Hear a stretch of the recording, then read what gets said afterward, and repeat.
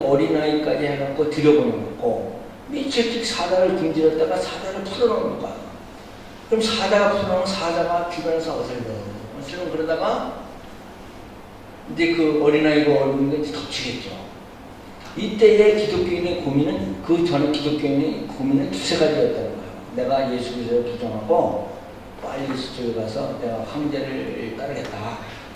제우스 신을 믿겠다. 뭐 이런 식으로 이제 하면 풀려난다. 이런 거 한 가지 방법이 있고, 한 가지는 예수를 믿으면 죽는데, 순교할 때 그냥 죽었다고 다 순교냐?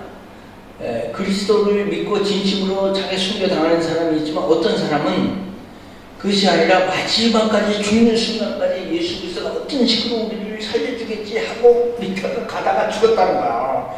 그럼 마지막에 그 붕괴하는 그 분함이 이제 그 형성될 수 있다는 거예요. 이 사람의 마음. 근데 그거는 각자의 개인과 하나님 사이에만 아는 거지 모르는 거야. 그러니까 어떤 사람은 마지막 순간에 이거 내가 잘못 선택했나 보다. 뭐 이런 사람도 있는 거고 죽긴 죽대. 근데 왜 죽는지 모르지.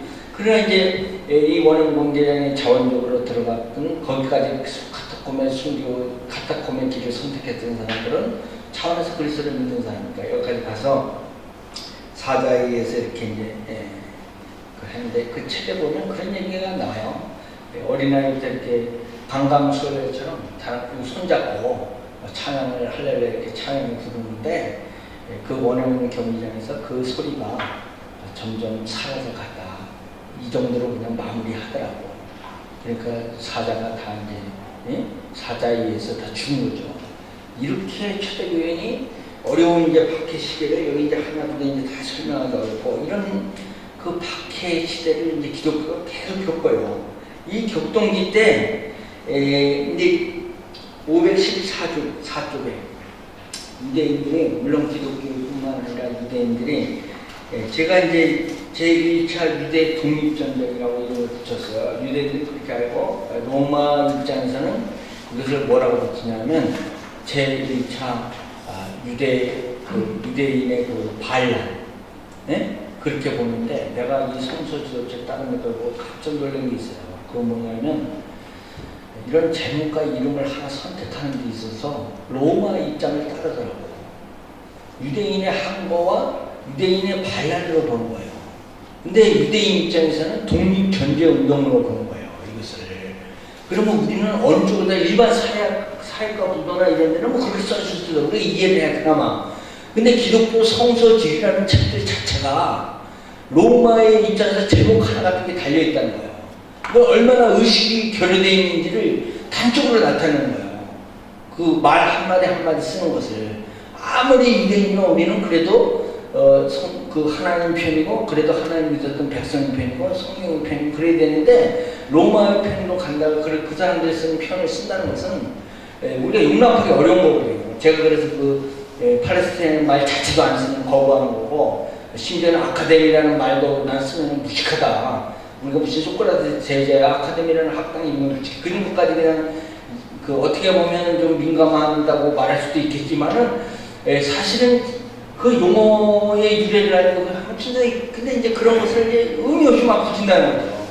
그러니까 로마 입장에서 이때는 바라보면 안 되고 그래도 유대인 입장에서 바라봐야 되는데 유대인 입장에서 유대 독립 1차 전쟁이 했는데 로마가 부과한 가중한 세금은 백성들과 하여금 가혹한 이방 통치에 대한 증오심을 불러일으키게 됐고 더군다나 이스라엘 내에 이방 주자가 늘어나면서 그들이 유대인보다 더 많은 권익을 누리게 되고 유대인들의 로마에 대한 저항 어떤 단순한 한 사건에서 찾아보기보다는 그동안 로마인들이 속국으로 살아왔던 많은 불만이 동시에 폭발한 것으로 볼 수 있어요. 먼저 헬라인들과 자신 충돌이 직접적으로 일어난 것이 유대 땅이 아니라 사마리아 지역에 있는 가이사라 그 신도시죠.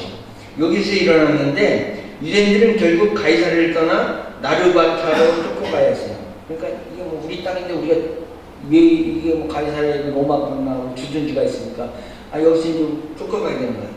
그리고 이제 뭐 비하인 여러 가지에서 여기서도 뭐 성전으로 가는데 또 그 닭대가리, 그 작은 닭대가리 나타나고 밤에 성전 순례 가는데 또 갑자기 나타나고 우리 식으로 말하면 바바리맨이 있었다는 거야. 그래서 바바리맨이 쫓다가 미친놈이라고, 야, 그러니까 이제 유대인이라면서 이거는 그냥 기겁을 하는 거야. 이런 그러니까 종교적이지 못한 유대인 입장에서 볼 때는 아주 이 이방인들에 의해서 개판 오분전이 된 거야, 유대 땅이. 이렇게 돼갖고 도저히 이제 못 갈 수 없는 상황에 이르니까 이 시점에 예루살렘에서도 로마의 경하는 폭동이 일어나기 시작했는데, 이런 상황에 보면 아그리파 1세가 죽으니까 아그리파 1세가 이제 이 땅을 차지할 때는 처음에 총독 체제로 들어왔잖아요. 그런데 아그리파 1세가 이제 죽으니까 그의 아들 아그리파 2세가 이 사람들이 이제 나중에 총독제에서 이 사람들이 잠깐 다스릴 때가 있었는데, 아그리파 1세가 그러니까 아그리파 2세가 나이가 17살밖에 안 되는 거예요. 어린 나이 때문에 이 사람이 사마리아 유대 지역을 또다시 로마 총독 직접 관할로 넘어가면서 불만이 고조됐는데, 이 지도 185권을 제가 참고하라 했죠. 지도 185권이 이쪽에 있죠. 예.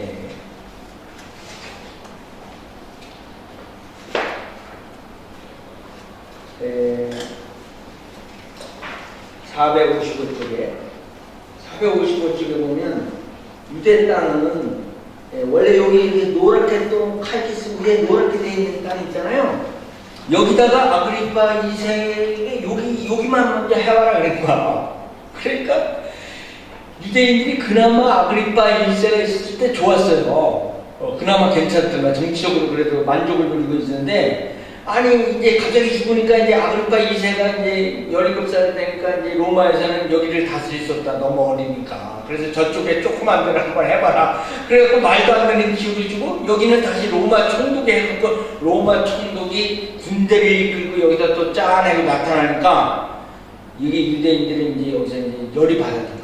그렇지 않아도 불만스러운데, 이제 또 총독이 또 군인까지 들고 이제 나타나니까, 이제 있는 대로 폭발하니까, 이제 폭동이 이제 일어나고, 또다시 로마 총독이 직접 가는 불만이 고조되고, 로마 총독 플로루스가 64년, 66년 군사를 건드리고 나타나니까 오히려 분노를 격발시키고, 이때 알렉산드리아에 머물고 있었던 아그리파 2세가 이걸 중재하기 위해서 예루살렘으로 급히 돌아왔는데, 유대인들을 희우시키려고 노력했는데 그의 시도는 실패로 돌아왔습니다. 이러한 상황에서 그의 싸움을 중재하려고 했던 집단들이 아그리파 2세에게 군사적 도움을 요청하였고, 아그리파 2세는 열심당과 그들에게 동조하는 사람들을 제거하기 위해 가이사랴 빌립보에 있는 약 3,000명의 군대를 파견했는데, 이 공격은 완전히 실패로 돌아가고, 그러는 동안에 열심당원의 갈릴리 사람 유다의 아들 무나헴,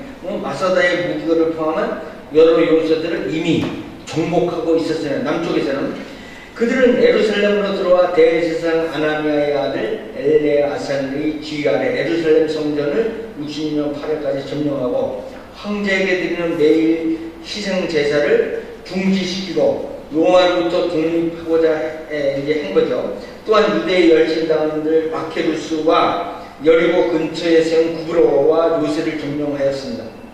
유대인들이 이제 이 지도가 515쪽에 있는 지도죠.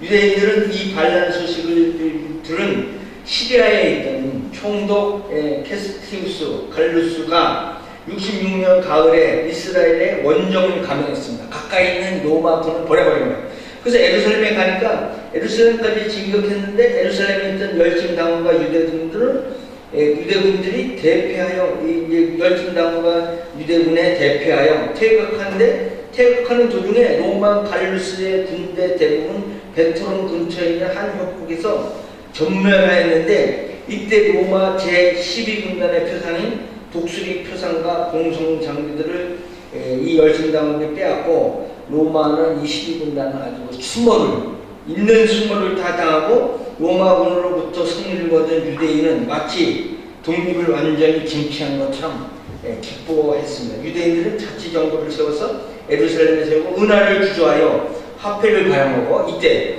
이스라엘을 7개 군사지역으로 구분하고 각 지역에 사령관을 임명했는데, 가장 북쪽 갈릴리 경기를 맡았던 사령관이 바로 젊은 제사장 요세푸스입니다.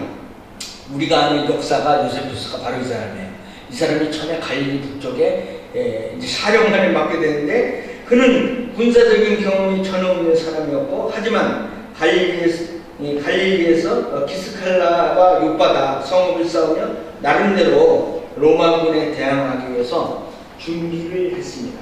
근데 이게 웃기는 게 한 장면에서 516쪽에 갈루스의 패배는 유대인들의 잠시 독립을 쟁취한 것처럼 보였지만 유대인들이 곧 익히될 로마의 일정을 치르기 위해 급히 조치를 취했는데 북쪽의 갈릴리 군대를 사령관 요세푸스가 맡고 있었는데 요세푸스의 첫째 임무 중 하나는 갈릴리의 도시들을 강화하는 일이었고, 그러나 너무 많은 시간을 반대를 설득하고 진압하는 데 보내야 했고, 요세푸스는 10만 명을 어떻게든지 동원해서 그들에게 전투 훈련을 시킬 수 있었지만 로마식으로 훈련을 했지만 대항할 만한 군대처럼 껍데기는 보였지만 이 중에는 열진당과 특히 그들의 지역은 기스칼라의 요한이 있었습니다.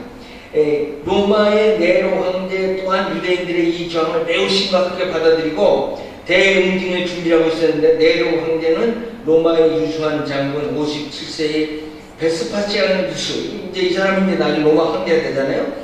이 베스파시아누스를 출정시켜서, 베스파시아는 안족에 주둔하고 있던 로마의 제10군단, 12군단을 이끌고 와서 톨레마이스의 사령부를 두었고, 또한 이집트에 있던 알렉산더 자기 자신 아들 티투스 장군을 이끌었던 제12군단을 불러들여서 또한 마게도니아에 있던 제5군단과 시리아의 주리에 있던 제10군단, 추후 이루는 군사작전까지 합하면 로마의 26개 군단 중에 4분의 1에 해당하는 거대한 병력이 이스라엘 땅에 집결했습니다. 그 당시 이런 닭대가리들이 여기 다 모인 거야. 그러니까 아직은 이스라엘이 이제 닭다리 판이 된 거죠.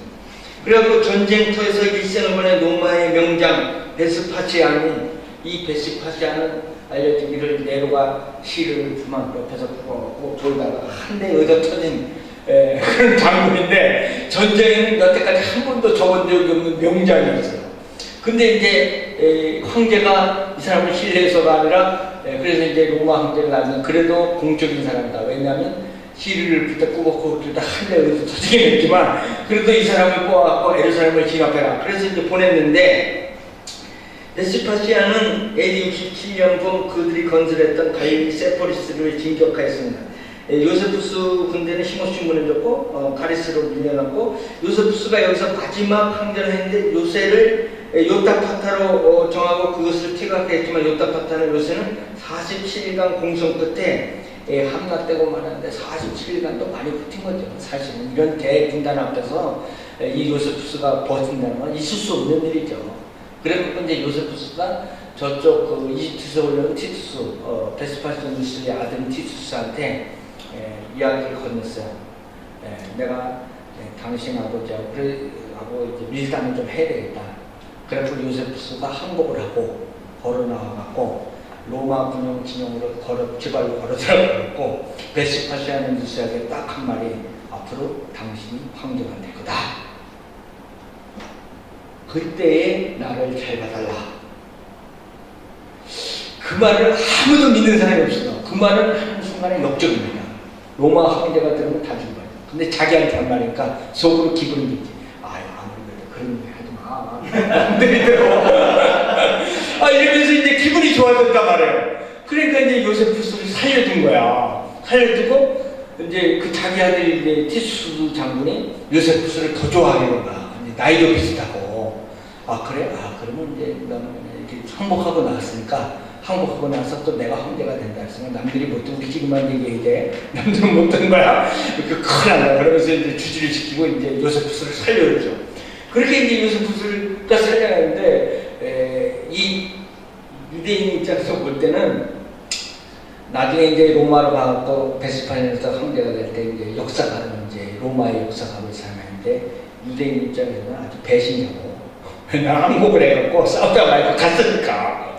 그런데 이제 일반 지금 사학가들은 이제 요세푸스의 로마의 요세푸스가 없었다면 로마의 행적 자체 기록을 우리가 지금 알기가 힘든 게 너무 많거든요. 우리 기독교적으로도 너무 많은 좋은 자료들을 요세푸스가 너무 많이 남겨놓고, 그러니까 이제 사학가들은 요세푸스는 그렇게 나쁜 사람이 아니다. 유대인은 죽일 놈으로 알고 있고 지금도. 그런데 이제 어쨌든 이제 그랬는데, 그런 일이 있었고, 티투스가 예루살렘 성을 정복한 이때에 베스파시아누스가 로마의 그 황제 이런 그 내로가 미쳐가지고 황제가 교체를 해버린 거야. 싸움을 하다가 교체가 되니까 베스파시아누스 입장에서는 자기에게 공격 명령을 내린 황제가 사라진 거야. 로마의 병부가 죽어버린 거야.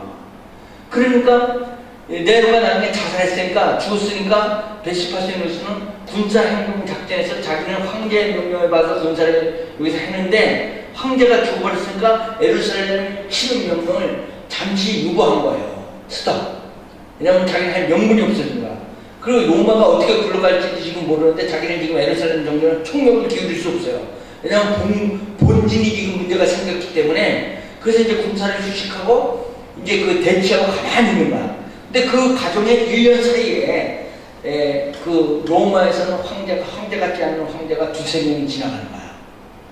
이제 계속 이제 한마디 붙었다가 계속 일어났다는 거죠. 이제 죽으니까. 그래갖고 이제 돌아가는데 가만히 군발이 출신들이 닭대가리들이 보니까 이 로마를 보니까 한심하게 짝이 없는 거야. 응? 할 만한 인간이 닭대가리가 행동하는데 닭대가리도 닭대가리지 않은 그 닭대가리들이 행동하니까 그 이집트에 있던 티투스 그 베스파니아누스의 아들 티투스가 먼저 베스파니아누스를 황제로 추대를 해버려요. 이 지역에서 황제로. 저쪽에 로마 황제를 닭대가리가 따로 있는데 지들끼리 싸우는데 우리는 베스파니아누스를 따는데 자기는 티투스는 자기 아버지를 황제에 올린 거지 그냥. 근데 이집트를 다 장악하고 있었단 말이야 티투스가. 그러니까 이집트군을 힘을 얻어가지고 자기 아버지를 황제로 하니까 이 사람이 이미 예루살렘을 치면서 이 로마의 4개의 군단의 그 힘을 다 집중해서 군사를 최고의 명장들을 이끌고 4분의 1의 로마 전체 흩어지는 4분의 1의 군단을 베스파시아누스의 그 수하 장군들이란 말이에요. 그러니까 그 중에서 제일 충성이 자기 아들 아니야. 근데 자기 아들이 먼저 베스파시아누스가 황제다 외쳐버린 거야. 근데 이것이 이제 요세푸스가 이제 막사에서 일어났던 그 얘기지. 그러니까 선언을 해버리니까 나머지 이쪽에 이제 시리아와 갈릴리, 이 예루살렘에 있던 모든 그 베스파니아스를 따든 그 일대 황제들이 베스파니아스 황제다. 이쪽에서 황제를 추대해버린 거야. 그러니까 로마의 황제 닭다리가 또 하나 있고. 둘이 겹친 거지. 근데 이제 어쩔 수 없이 베스파니아스는 예루살렘 공생 문제가 아니라 지금 이제 로마로 다시 이제 회군을 시켜서 쳐들어가는 거야. 그리고 이제 내전을 하는 거예요, 지들끼리 내전을 하는데 이미 있던 그 껍데기는 소용이 없고 이미 군사력이 이 베스파니아스에게 집중되어 있기 때문에 상대가 안 돼요. 거의 무혈일정하다시피 해서 로마를 쳐들어가고 다 점령하고 장악을 해버려요. 그래서 황제에 오르거든? 이제 황제에 오르니까 자기 아들인데 티투스를 시켜서 자기가 황제가 되니까 이제 황제가 되고 나서 이제 정리를 좀 하고 자기가 예루살렘을 쳐들어갔을 때 이제 그 제대로 하면서 유아가 돼버렸잖아요. 그래서 자기 돌아서 황제가 됐으니까 이제 자기 아들 그 이집트에 있는 티투스를 통해서 이제 그 예루살렘 공격을 끝내라. 그래서 로마에 있는 군인을 더 보내가지고 이제 티투스 장군이 그 이야기가 이제 517쪽에 나옵니다. 517쪽에 나오고 517쪽 맨 오른쪽에 그 그림은 위에 로마의 지금 티투스 장군의 개선문이 있잖아요. 로마의 이 개선문이 이 예루살렘 성전을 허물고 티투스 장군이 로마로 입성할 때 이 개선문이에요, 이게. 그리고 이 개선문 요렇게 되는데 요쪽에 써 있는 게 여기 그 밑에 그 일곱 때 그 예루살렘에서 그 성전에서 보물을 다 약탈을 갖고 로마로 그 오는 그 한약 그 뭐라 그러죠? 금여 한양하는 그 티투스 장군의 그 모습을 그린 이 개선문이 여기 로마에 지금 존재하는 이 개선문이란 말이에요. 그게 유대인이 볼 때는 이걸 그냥 모사들을 통해서 그냥 확 그냥 없애버려 이게 그런 거고 모사도에 보니까 히틀러를 모사드가 나중에 검거해갖고 아르헨티나에서 검거했더라고. 아르헨티나 처음에는 독일에 있었는데 독일에 어디 숨어 있었는데 제후가 들어갔어요. 그 히틀러 같으니까 잡아다가 그 체험해요. 근데 조사를 해보니까 히틀러가 아니야. 왜냐면 너무 공장에서 일하고 히틀러 같지 않은 거야. 그래서 모사드가 실수를 했어요. 이 사람을 그렇게 깊이 조사 안 하고 히틀러는 그럴 수 없다. 왜냐하면 그 당시에 정치하는 사람이 돈을 갖고 다 유럽으로 망명할까는 도망가서 잘 샀는데 히틀러는 아주 빈민가에 들어가고 막 그냥 공작공장에서 일하고 이제 히틀러 같지 않고 그래서 이제 모사드가 생각해 도저히 히틀러일 수 없다. 그래서 다 그냥 끝나버렸어. 근데 나중에 보니까 다시 추적하라 그래서 추적을 했는데 아르헨티나에 가 있는 거야, 이 사람이. 근데 아르헨티나에 가 있어도 봉제공장 같은 데서 일하는 거예요. 그래서 봉제공장 같은 데서 일하는데 모사드가 그때부터 성경 이야기보다 더 열심히 들으시는 것 같아. 그러다가 이제 모사드의 체포 작전을 해갖고 아르헨티나 150주년마다 이스라엘의 특별 항공기를 이때 띄웠어요. 그래서 이제 이 사람을 검거해가지고 특별 항공기로다 이제 체포해 놨다가 특별 항공기에다 실어가지고 이스라엘로 이제 위송한 게 이제 그 모사드의 모사드가 생긴 이후로 최대 작전. 이 나치 히틀러를 데리고 오는 거. 응?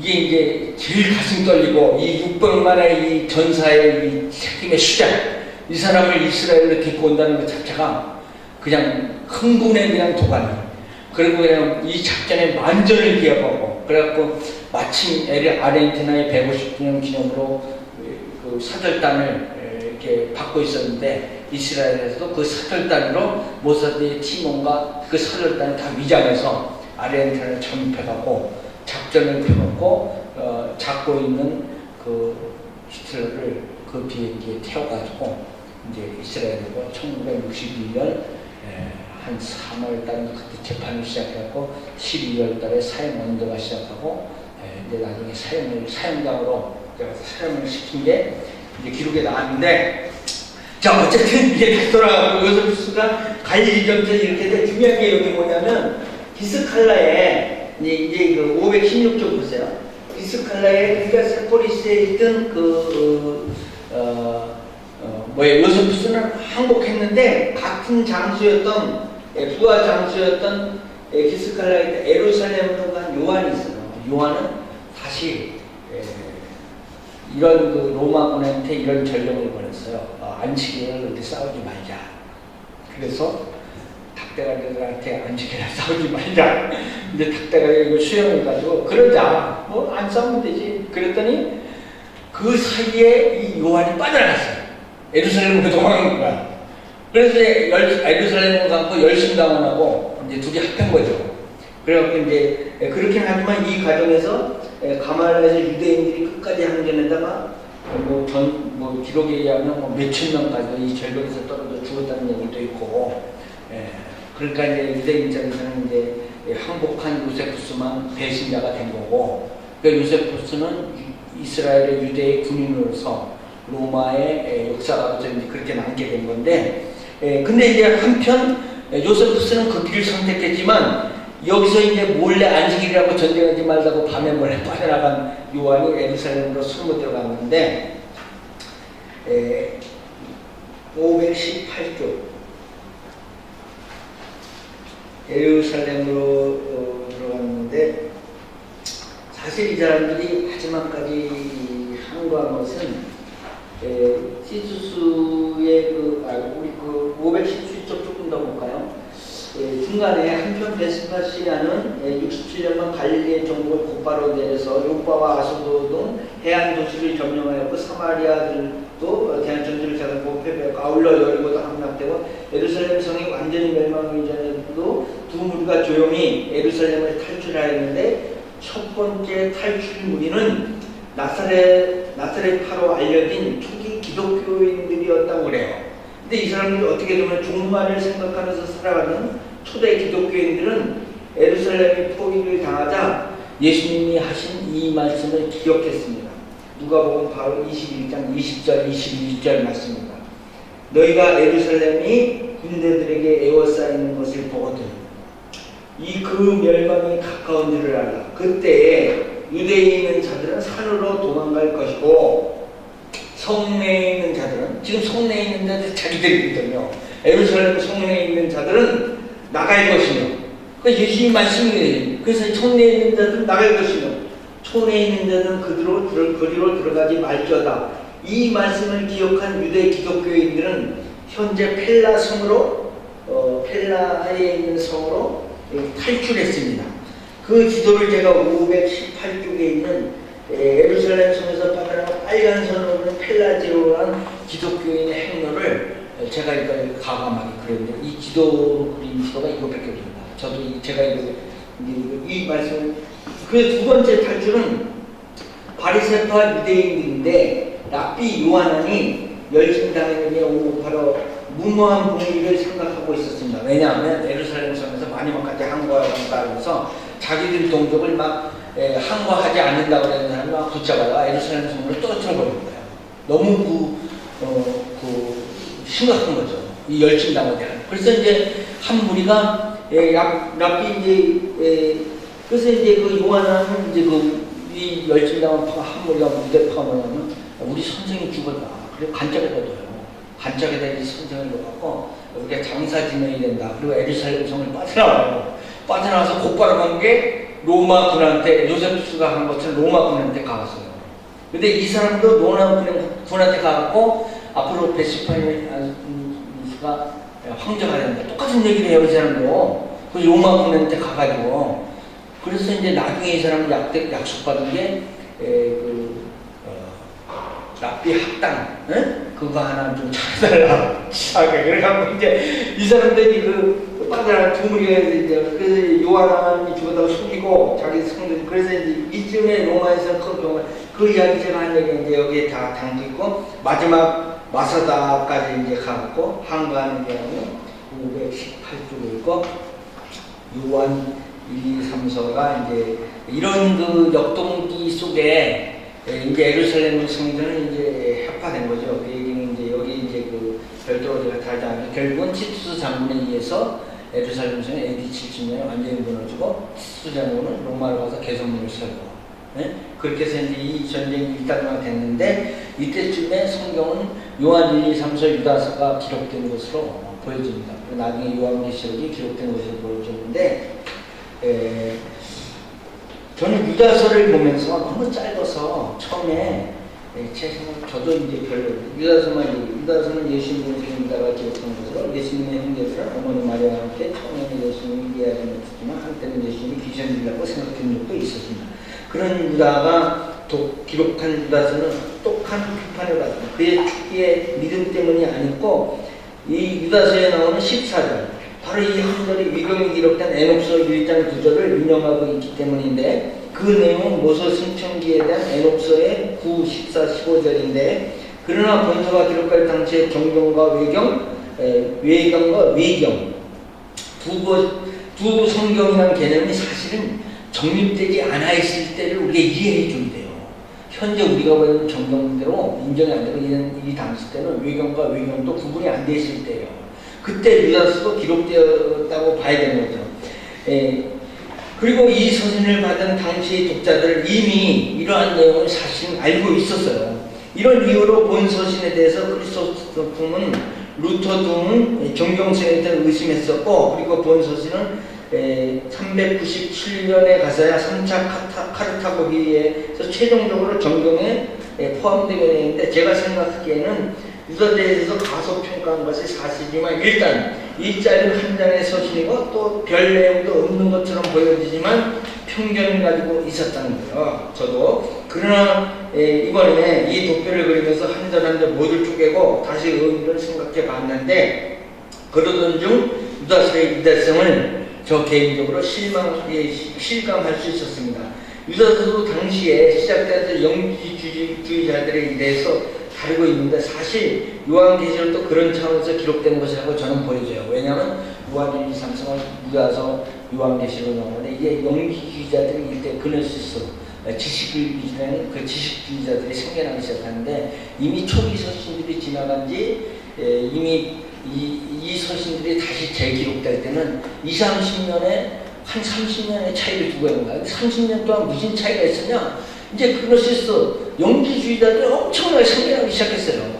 그러니까 요한 입장에서는 요한 1, 2, 3서도 마찬가지지만 이 영지주의자들 대항해서 무슨 글을 써야 되는데 이때 다시 기록된 게 유다서라는 거야. 근데 유다서 짧긴 하지만 우리가 이제 어떤 때는 할 말을 좀 다 못하는 경향이 있어요. 이제 선교사고 목사고 예수님의 형제라서. 근데 이제 유다가 예수님 동생으로서 아주 짧지만 속 시원한 얘기를 다요. 그래서 유다서가 마치 요한계시록을 출발해야 되는데 성경 편지점도 거기 와 있지만 요한계시록을 시작해야 되는 그 입구의 시작에서 유다서가 아주 시적절하게 아주 우리 속을 시원하게 하는 내용을 짧지만 영지주의자들을 대항해서 유다서가 기록된 거예요. 그래가지고 그런데 지금까지 이 서신서는 좀 얌전한 표현을 사용해서 이들에 대해서 훈계했지만 그러나 유다는 강한 영법을 구사하며 이들에 대한 잘못과 심판을 엄중하게 경고하고 있고 비록 짧지만 속이 시원한 내용이다. 그래서 이 책이 참 재밌는데 제가 좀 말이 짧고 오늘하고 또 직설적인 표현이 많아요. 그래서 또 자주 그런데 이제 살금살금 올라갔더니 뭐 이제 여러 가지 표현을 많이 뺐는데 제가 어법이 어린아이 같아가지고 막 그런 거 안 돼서 학자들이 왜 우리 집사람들 아이 뭐 이렇게 쓰냐고 경망스럽다 제발. 근데 어떤 사람들은 나보고 그래요. 아 목사님의 그 어법과 표현이 그게 재밌대. 그런데 이제 뭐 신학자들은 이런 표현을 하니까 경망스럽고 학적인 것까지 하는데 뭐 제 스타일이 그런 거 어떻게 해. 다시 뭐 깊어서 춤추는 거를 뭐 누가 말리겠어. 뭐 저 나름대로 그래서 뭐 한글에 틀리지 않으면 그리고 요한계시록이나 나오기 전에 유다서에 들어간 것은 아주 기막힌 하나님의 섭리가 있었던 것으로 저 개인적으로는 믿고 있어요. 유다서에는 통해놓고 예지가 넘치는 어휘들이 14개 정도 사용되는데 이 단어들은 다른 신학 성경에서 사용한 적이 없는 단어들인데 이 단어 중에 베드로서와 한 개쯤, 한 세 개쯤 비슷한 것이 있어요. 근데 베드로서에 기록되는데 아마도 이런 점에서 유다서가 정경으로 선택되는데 베드로서가 상당히 도움이 주는 역할을 하지 않았을까 그렇게 생각할 수 있는데 유다서에 핵심이 있어요. 성도에게 단번에 주신 믿음의 돌을 위하여 힘써 싸우라. 이게 칼 같은 말씀이에요. 절개 있는 말씀이고 단 한 줄이지만 기가 막힌 말씀이에요. 3절에. 그리고 이 단 한 번에 주신 믿음, 주신 그 위탁하여 넘겨주다 뜻을 지닌 기도미에서 왔는데 믿음의 도는 믿음을 받는 행위를 가르치는 것이 아니라 전해진 복음 즉 그리스도인들이 믿는 믿음의 내용을 말하는 것으로 믿음은 오랜 시간에 거쳐서 확인하고 따져서 믿는 것만이 아니고 믿음을 갖는데 시간이 많이 필요한 것이라 예수님께 나왔던 사람들 역시 짧은 시간에 다 믿었죠. 그리스도를 믿는데 시간이 걸리는 사람은 걸리는 사람이 아니라 믿음을 지키는데 시간이 걸리는 삶을 살아야 된다는 거죠. 우리는 믿기 위해서 오랜 시간을 보내는 사람이 아니라 이미 한 번 해주시는 믿음을 믿었고 그 믿음을 지키는 믿음으로 나머지 시간을 보는 거죠. 우리는 의심을 하면서 계속 믿기 위해서 이쪽을 공부하기 아니라는 거죠. 우리는 믿음을 이제 유지하기 위해서 이걸 이제 하는 거죠. 그리고 이 믿음이 사랑하는 자들아 너희가 너희의 지금 거룩한 믿음 위에 자신을 채우는 성령으로 기도하며 이렇게 나오는데 우리의 믿음이 흔들리고 믿음의 소리는 아무것도 아니고 아울러 아무 일도 못하고 믿음은 단합의 역사를 일으키는 의식은 분열을 만들어낸다고. 그래서 믿음이 있어야 이단 영지주의자를 이길 수 있고 유다서의 25절로 짧지만 어떤 소식 영지주의자의 특징을 잘 보여주고 있다고 볼 수 있습니다. 그래서 이제 몇 개 든다면 모르는데 그리고 이제 마지막으로 요한계시록으로 이제 넘어가는데 요한계시록의 솔직히 요한계시록의 525쪽의 이 도편은 기가 막힌 겁니다. 이거 하나를 10만 원 주고 사셔도 이 책 내용으로 여러분들이 후회할 것이 없어요. 이 한 점만 찢어가도 열정치를 몰라서 그렇지 이 한 장으로만도 10만 원 주고 내가 옛날에 이 책 매기면 안 판다죠.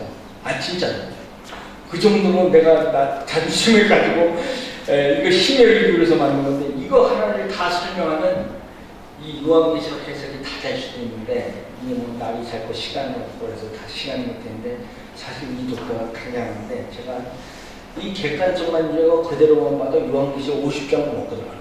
50장은 그냥 50%는 해석이 된다는 이야기죠. 근데 여기 잘 보세요. 처음에 16장까지 처음에 7인이 나오고 7인의 마지막인이 재앙으로 나타나요. 그리고 이 재앙이 결국 마지막 7 재앙이 다시 7 천사, 7 대적으로 나타나는 거예요. 그러면 결국 16장까지가 6장 1절에 있는 7인의 마지막 7인이 밑에 거 다 수용하고 있는 거야. 서브로 들어갔으니까. 이해가 되시죠? 이 표가. 그러니까 일단은 이 요한계시록 구조를 이해해야 돼요. 이게 어떤 논증으로, 어떤 논법으로 이 요한이 이거를 기록했는지 요한계시록의 이 구조 자체를 1차적으로 이해를 해야 돼요. 구조 자체를 1차적으로 이해하는데 오른쪽에 보시면 예언적 관점에서 4장 22장인데 천상 예배 강경은 4, 5장에 기록했잖아요. 근데 4, 5장은 밑으로 내려가가지고 사실은 밑으로 쭉 내려가고 15장 어린 양의 혼인잔치를 끌어다가 4, 5장에 있는 천상 예배의 강경을 미리 보여준 거야. 좀 이해를 잘해줘야 되는데 이제 화를 얘기하기 전에 앞으로 뒤에서부터 어린 양의 혼인잔치에 대한 얘기를 더 많이 할 건데 이 얘기를 요한이 프레젠테이션 할 때 여러분 그러잖아. 프레젠테이션 할 때 앞으로 얘기해야 될 게 요지를 먼저 이렇게 딱딱 얘기하고 뒤에 순서가 또 얘기할 때 있잖아요. 바로 그런 관점으로 요한이 먼저 천상 예배에 가는 것을 앞으로 끌어다가 잠깐 소개하고 그 다음에 종말 때 일어날 그 화에 대해서 잔뜩 다 얘기하고 그 다음에 다시 어린 양 혼인잔치 본론으로 진짜 들어갔다는 얘기예요. 그러니까 이제 이런 구조적인 것을 기본적으로 일단 이해를 해야 돼. 그러니까 이제 이게 이거 진짜 속 터지고 답답하고 진짜 이거 하나님 앞에 가면은 이게 그 경칠인간이 한둘이 아니야. 요한계시록 지멋대로 그렇게 막 말한다고 말이 다가 아니고 구절도 모르고 이해도 못하고 큰 얘기예요.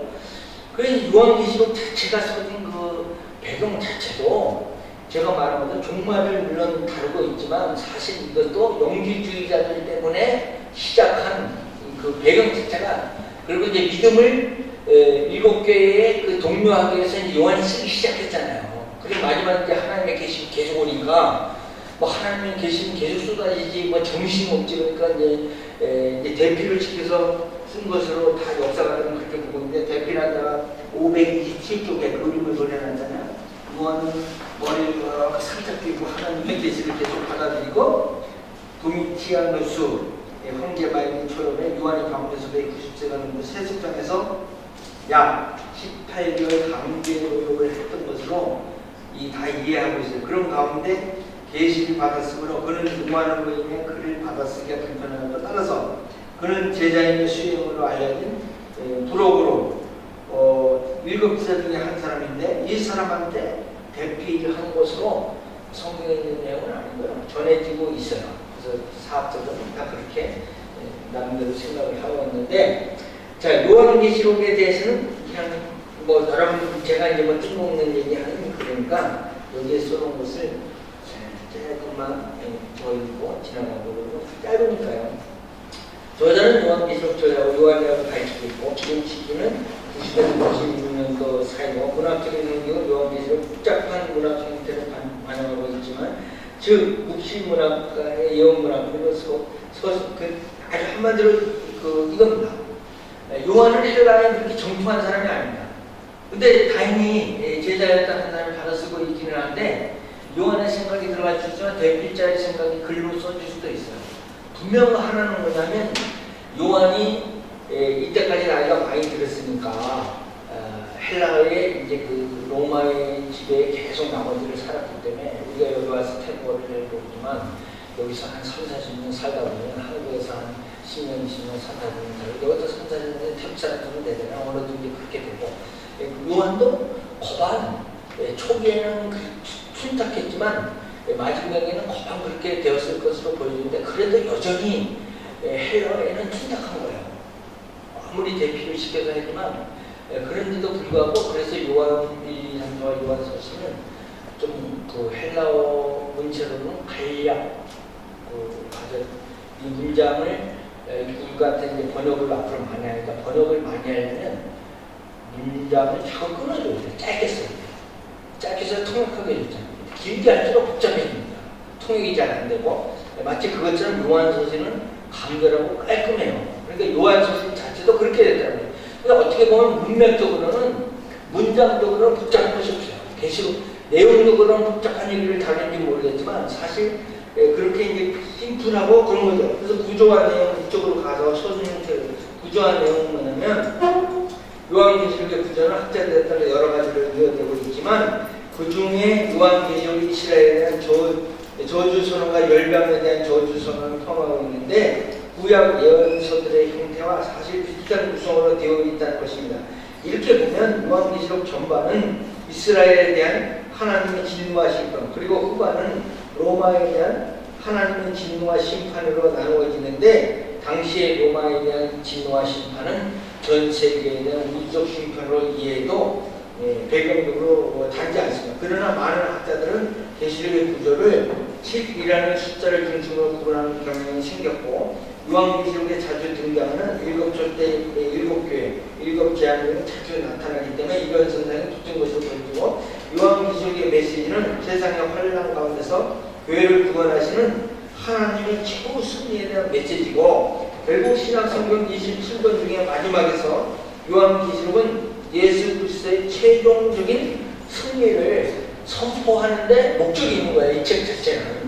그래서 이생과 내생에 있어서 최종적인 승리를 예수께 있다. 이것을 마지막까지 끝내고 성경이 끝내는 거예요. 이제 그 창세기에서 온 어떻게 보면 계속 실패했다가 비슷하게 내려오잖아요. 죄 짓고. 근데 끝까지 가면 그러나 마지막에는 예수께서 최종적인 승리 이렇게 이루어진 거고, 마지막으로 성경에 요한복음 17장에 나옵니다. 우리가 이제 흔히 그냥 이렇게 쉽게 예수님 제자들에 대해서 얘기할 때 베드로의 여러 가지 성향과 성격과 또 십자가 예수님 질 때 잠시 다루는 그런 거 이야기를 통해서 제자들의 그 상황을 굉장히 미숙한 것으로 우리가 설교하거나 보거나 또 대하기 쉬운데 자칫 큰일 납니다. 왜냐하면 예수님이 요한복음 17장에서 하나님께 마지막으로 가시기 전에 제자들을 위해서 기도한 거예요. 기도한 내용에 의하면 예수님이 제자들을 그렇게 어설프게 해놓고 가셨겠어요. 그러면 그렇게 말한다면 예수님도 제자화에 실패한 거야. 그렇잖아요? 근데 그렇게 된다면 문제가 심각한 거 아니야? 그게 아니라 요한복음 17장에 보면 제자도가 나옵니다. 17장 14절에 첫째, 내가 아버지의 말씀을 그들에게 주었사오매. 예수님께서 제자들에게 하신 말씀, 제자들을 믿고 갈 수 있는 것은 내가 아버지의 말씀을 그들에게 주었다. 그래서 예수님 말씀은 뭐냐면 하나님의 말씀을 제자들에게 주었다는 거야. 이것이 제자의 기본이고 예수님이 제자들을 키운 기본입니다. 그러니까 세상에 그들을 미워하였사오니 이는 내가 세상에 속하지 아니함같이 그들도 세상에 속하지 아니함으로 인함이니이다. 두 가지가 끝난 거예요. 제자의 기본은 뭐냐? 제자를 세우고 제자를 만드는 기본은 뭐냐? 첫째는 아버지 하나님의 말씀을 그들에게 주어야 돼요. 이게 첫 번째입니다. 그 다음에 두 번째 세우는 그들이 세상에 속하지 아니해요. 이걸 열심히 하게 된 거야. 그래서 우리 성교사님들 어디 있는 사람 성교사님들이 할아버지 우리가 당한다기보다는 경험하는 건데, 현지인들 제대로 키웠어. 근데 저쪽에서 한국 성교사님이 5만원 더 주니까 갚아요. 그때 또 5만원 더 준다는 성교사가 또 왼수가 돼. 근데 이놈은 결국은 내가 5만원 더 주고 도망간 놈은 예수님의 제자들은 있는 걸 걸고 예수님 쫓아가잖아. 5만원 더 준다고 가겠어, 다른 데를. 안 가. 그러니까 세상에 속하지 아니하였다. 그리고 처음에 제가 말씀드린 것처럼 나를 위해서 이미 가난한 사람은 예수를 내세에 있어서 영생을 배로 받지 못할 사람이 없이 약속을 했어. 그러니까 이미 예수의 제자는 세상에 속하지 아니하는 거야. 그러니까 예수의 제자의 조건이 두 가지가 뭐냐면, 첫째, 말씀을 받고 줄 수 있는 사람이 돼야 돼. 그 다음에 둘째, 세상에 속하지 아니해야 돼. 이게 예수님 제자의 조건입니다. 내가 예수님 제자라고 자칭한다면 나는 세상에 속한 사람이 아니라 예수께 속하고 하나님께 속해 있대. 근데 세상에 속해서만 움직이는 사람은 세상의 이익을 따라서만 가지만, 하나님께 속한 사람은 하나님의 이익을 따라서만 간다는 거예요. 이것이 세상에 속한 사람과 하나님에 속한 사람의 구분 아닙니까? 근데 이제 제가 놀라운 얘기를 들었어요. 사실은 부산, 이건 공개된 얘기니까, 부산 풍성한 교회 목사님을 같이 공부했던 뭐 스승이라고까지는 그렇지만 그랬던 선교사님이시라고 목사님이 계신데 지금 이제 울산에 모 교회에 가서 다시 시무를 했었어요. 선교사로서 중국에 가서 선교사역을 하시다가 우리가 2년 전에 한번 오셔가지고 이렇게 하기도 했어요. 그분은 우리 교회에 오셔가지고 제가 새벽부터 부흥회 인도 이렇게 한 번 했었어요. 그리고 지금도 이제 울산에 계시면서 앞으로 목사님과 우리가 찾아옵니다. 근데 부산 풍성교회 목사님도 이분의 제자라요. 제자라면 제자예요. 그래서 내가 이제 여러 가지 이제 교감을 하면서 이분이 이제 우리에게 하신 말씀에 저는 다 잊어버리고 한 가지만 기억해요. 제자에 대해서 얘기했는데 딱 이런 얘기를 하시죠. 만약에 학생이 이제 음악을 하는 사람이 있다, 색소폰을 분다.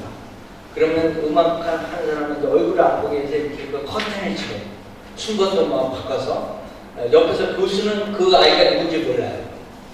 왜냐면 얼굴을 보면 자기가 가르쳤던 애는 점수를 더 주고 안 가르치는 애들은 빼기 때문에 그래서 소리를 안 내고 색소폰으로만 보는 거야.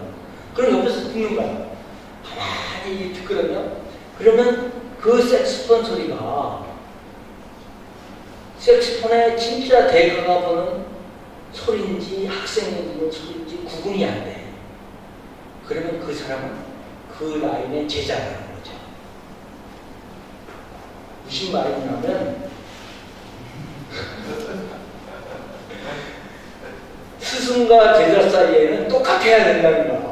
그 제자라고 말하면 피아노를 친다. 그럼 소리만 듣는다. 그러면 스승이 치는 소리인지 제자가 치는 피아노 소리인지를 잘 구분을 못해야 그 사람을 제자라고 말한다는 거야.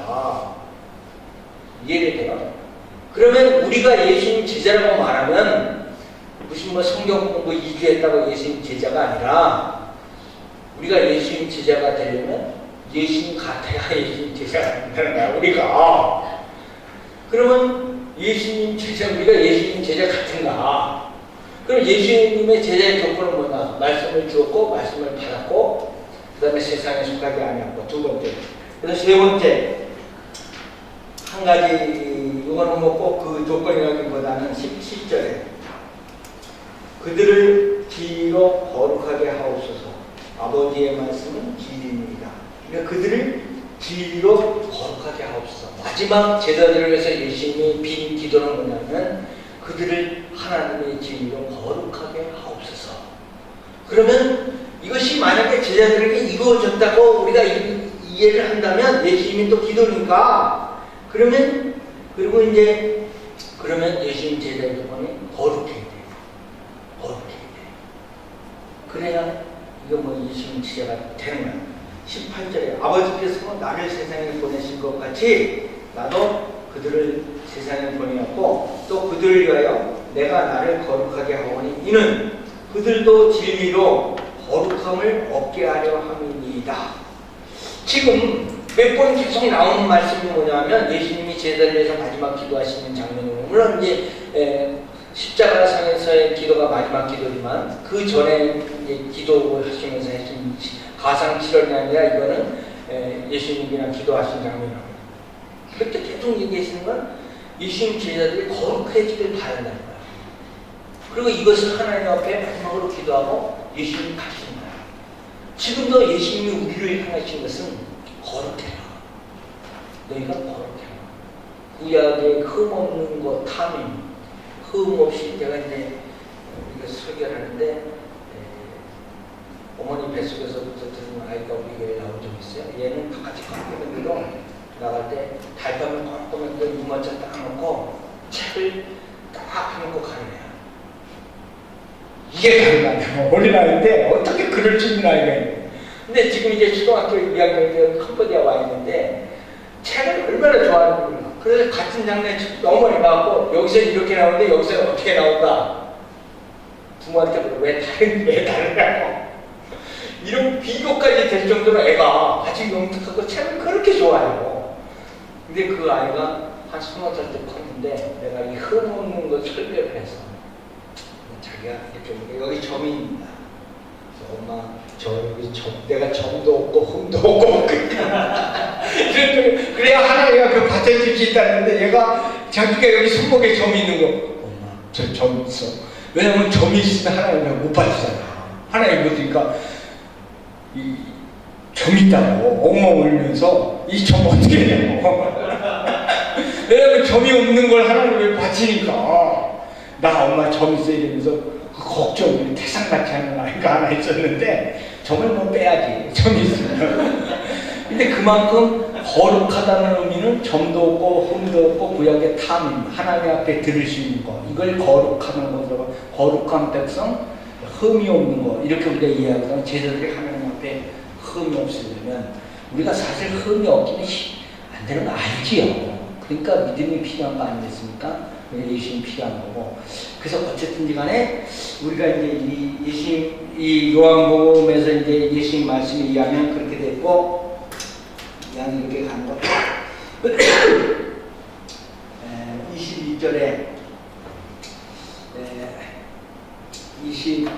20절 내가 비옵는 것은 이 사람들만 위함이 아니요 또 그들로 말미암아 내가 비웃는 것은 이 사람들만을 위함이 아니라 지금 내 앞에 있는 제자들만 위함이 아니고 또 그들의 말로 말미암아 제자들의 말로 말미암아 나를 믿는 사람들도 위함이니 아버지요 아버지께서 내 안에 내가 아버지 안에 있는 것 같이 그들도 다 하나가 되어 우리 안에 있게 하사 세상으로 아버지께서 나를 보내신 것을 믿게 하옵소서.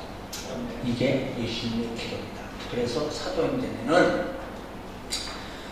사도개인 얘기는 복음서에 그렇게 많이 나오질 않아요. 근데 오히려 사도행전에서 사도개인하고 부딪힙니다. 왜냐하면 사도들이 전하는 핵심이 뭐냐면 예수께서 부활하셨다는 거예요.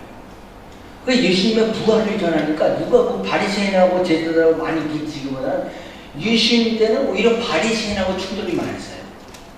근데 제자들은 사도행전에서 누가 그 충돌이 많냐면 사두개인하고 충돌이 많아요.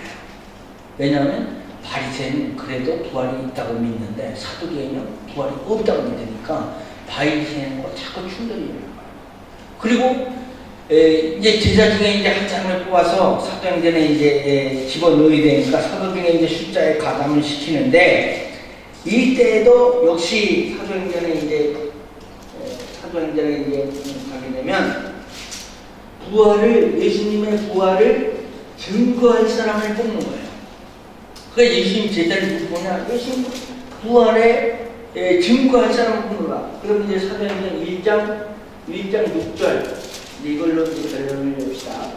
사도행전 1장 6절에 그들이 모였을 때 예수께서 여쭈어 이르되 주께서 이스라엘 나라를 회복하심이 이때니까 하니까 예수님이 이제 그 마지막 승천사에 이제 모이라 그랬어요. 모이니까 이제 여러 명이 모이는데 제자들이 와서 예수님께 하는 말씀이 여기서 직선거리로 보여요. 안식일에 거리로 걸어갈 수 있는 거리밖에 안 돼요. 다 예루살렘 밑으로 보이잖아요.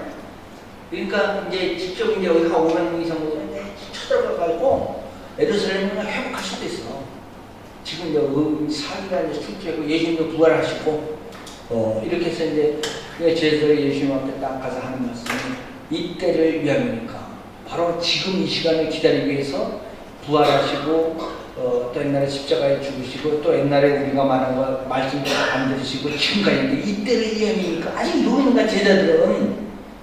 그러니까 어떻게 보면 예수님이 제자들을 더 가르치고 아직도 모르죠. 이렇게 보면 예수님이 그래요. 그러나 7절에 이르시되 때와 시기는 아버지께서 자기의 권한을 주시니 너희가 알 바 아니고 지금 그건 내가 알 바 아니고 오직 너희는 때와 시기 너희가 아니고 오직 알라 성령이 너희에게 임하시면 너희가 권능을 받고 예루살렘과 그 알라는 유일한 오직 유일한 하나 이게 알라 아닙니까?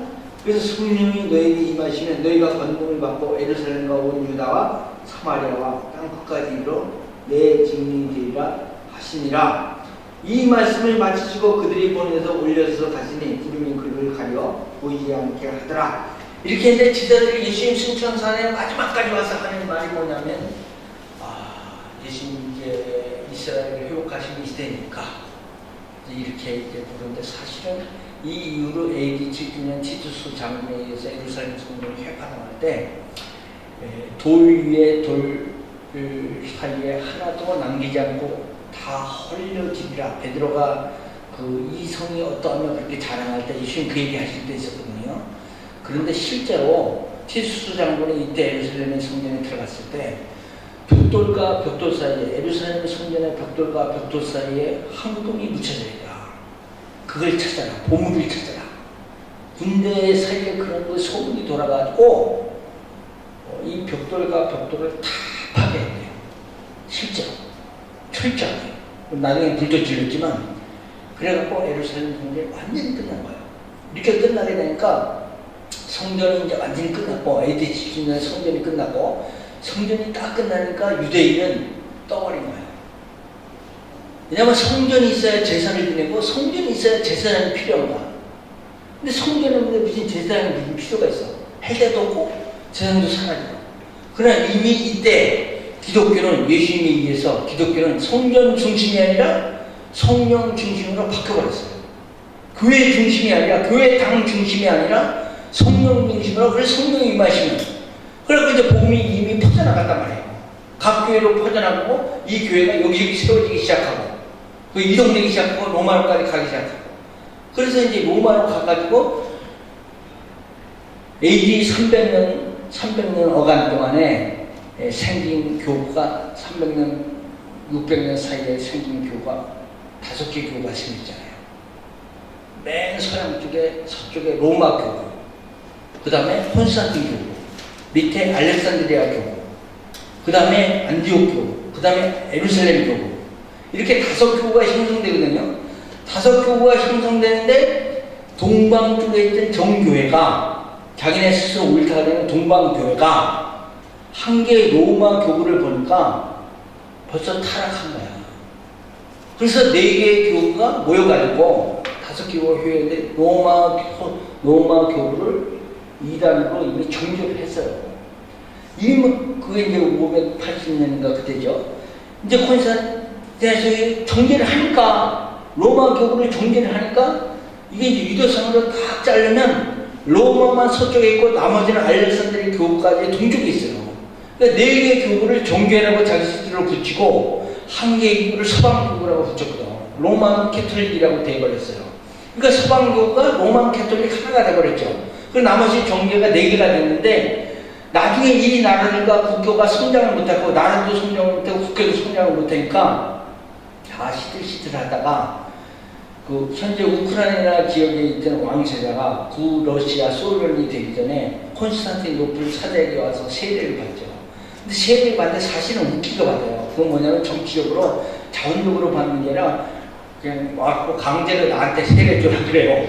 그래서 이제 그 뒤에 스토리를 다 얘기할 수는 없지만 어쨌든 세례를 받고 돌아가갖고 나라를 건설하기 시작하는데 구소련을 이제 그 우크라이나 지역에서 쭉 퍼져나가면서 구소련을 다 장악해 나가면서 소비에트 연방을 딱 묶고 러시아 정교회를 1000년 이상 키워가거든요. 근데 1000년 이상 키워갔는데 러시아 정교회가 이제 부패하고 썩으니까 이제 공산당들이 이제 거기서 일어나니까 이 정교회가 이제 공산당들에 이제 눌려가고 그렇게 되버렸죠. 근데 서서히 정치가 풀리고 현재 정교회를 우리가 딱 가서 보니까 이제 촛불도 태우고 어쩌고저쩌고 이제 하는데 로마 캐톨릭하고는 좀 더 다르고 어떻게 보면 더 오래된 것 같고 어떻게 보면 또 아닌 것 같고 막 얘기하고 이러는 거예요. 근데 초대교회의 모습이 정교회의 모습 속에 있어요. 부정할 수 없어요. 그런데 천사 숭배라든가 이 콩문화 벽에다 제자들을 그려놓고 거기다 절한다든가 빈다든가 촛불 태운다든가 이런 게 있는데 한국의 성공에는 내가 깜짝 놀랐어. 뭘 깜짝 놀냐면 모든 것은 살아있는 것에 대한 축복을 빌어야 되는데 마치 인도에 가니까 차에다 놓고 꽃다발을 걸어놓고 지금 몽키사하고 망치사하면 거기다가 그 몽키 신에게 이것이 내 손에 치지 않도록 내 손가락을 딱 걸어놓고 뭘 사오면 그것을 위해서 기도를 해요, 이 사람들이. 근데 그게 이해의 문제인데 자동차를 사면 이 자동차에다 꽃다발을 놓고 자동차를 위해서 기도를 해요. 근데 자동차가 사고 안 나고 잘 사는 게 기도하는 걸 이해가 되는데 자동차에게 비는 거야. 근데 대상이 자동차야. 이해가 되세요? 근데 성공리가 뭘 했냐면 촛불 태우면서 촛불 미사가 있는데 촛불에게 축복을 빌어요. 한국 성공리도 진짜 깜짝 촛불에게 축복식을 해요. 그런 미사가 있어요. 그러면 촛불 축복식이 있고 그것을 하나의 예배 행태로 했지만 촛불을 위해서 촛불이 뭐 살아있는 것도 아닌데 최소한 살아있는 것을 사실 강아지에게 하는 것도 모르겠어. 그 어떤 목사님이 돼지한테 안수했다가 어떤 시골에서 새벽부터 권사님 우리 꼭 기뻐해서 손잡고 어딜 가는데 돼지가 이렇게 배가 있는데 돼지 잘 낳게 많이 낳게 하느라 기도해서 목사님 누구도 그런 사람 없으니까 그 옛날 고신층 목사님 많이 없어. 그죠? 그랬더니 이제 살때까지 돼지에게 안수했더니 그거. 근데 이제 애틋한 마음에 평신도가 와서 그러니까 목사님과 그 신학적인 건 갖고 있지만 해달라는데 사람을 위해서 한 거지. 사람을 살리려고 이 사람을 얻으려고 그래도 성도로서 나만 좀 가르치면 되니까. 그러나 돼지에게 손을 기도했다가 완전히 그걸로 그냥 문제가 발생했는데 어쨌든 그분의 진심어린 마음은 그건 아니었다고 생각을 했는데 그런 일이 있는데 이게 결론이 돼지로 끝나면 안 되는데 자, 그래서 이제 이 바이블 얘기가 어쨌든 여러분들 이제 정리를 잘하고 마지막으로 이제 여기서 이렇게 가버나움 있고 이게 지도 그렸는데 신의 사활사본과 콩난 동굴 있고 그 앞장에 송수시대 이스라엘 주요 도로들 있고 나사렛에서 가버나움까지 단면도 기형 단면도 아소스에스번 기형 단면도 있고 533쪽에 이스라엘 사람들의 현재의 그 이스라엘의 이렇게 그 지도가 이렇게 지금 복잡하게 되어 있고 아직도 이런 문제가 원만하게 해결 안 되고 있고 여전히 이스라엘 사람들은 이 지역을 다 자기네가 먹으려고 해도 여전히 여기서 살던 사람들이 있고 보이지 않는 내부적인 전쟁이 계속되고 육일 전쟁은 시나이 그 반도의 그 산들을 100m 이하로 비행기를 이집트에서 띄워가지고 이집트가 아랍연합군하고 이스라엘 친다는 소문을 듣고 안식일날 꾹 참고 있다가 안식일 끝나니까 사이렌 소리 엥 하고 할lum이 비행기를 100m 그냥 시내산에 있으면 박아버리고 그냥 아니면 만나 이 정신을 가지고 그냥 비행기를 100m 이하로 띄워가지고 시나이 반도를 크게 통과해가지고 이집트에 가고 비행기 등락해가고 이놈이 30년 그냥 그날로 그냥 다 파괴해버린 거야. 그래서 전쟁이 끝났어. 그리고 이스라엘 들어서 골라고 이때 이걸 다 차지한 거야. 이때 전쟁으로 이스라엘이 그 차지한 땅이 많아요. 그렇고서 이제 이걸로 6일 전쟁이 끝나고 이렇게 되어서 아랍은 다 덤비고 다 달라붙어도 안 되고 이스라엘 유대인은 지금도 한 애를 한 10명쯤 납니다. 10명쯤 나는 이유가 있는데 그 중에서 한 놈을 납비를 시킵니다. 그 이스라엘 사람들의 정신이 뭐냐면 여러 명 낳다 보면 똑똑한 놈 하나 나오겠지. 이런 생각을 가지고 여러 명 나요. 지금도 한 10명이 났습니다. 평균. 이스라엘 사람이요. 그리고 민족이 없기도 했지만 본창도 더해지면 그래서 이스라엘 본토에 지금 550만, 미국에 500만, 전체 그때는 50만 정도 유택인이 되거든요. 1,200만이 안 돼요. 유택이 지금 전 세계 1,100만은 지금 우리나라 지금 5천만 지금 육박해서 5천만 정도 그냥 남한 인구가. 근데 벌써 그랬는데 그럼 우리나라 인구에 지금 4분의 1도 안 돼. 이스라엘 유대인이. 근데 미국이 휘어잡고 있고 자기가 어쨌거나 이 사람들이 대단한 영향을 진짜 이렇게 하고 있고 이제 이것으로 어쨌든 이제 현재 이스라엘의 그런 모습을 보이고 있어요.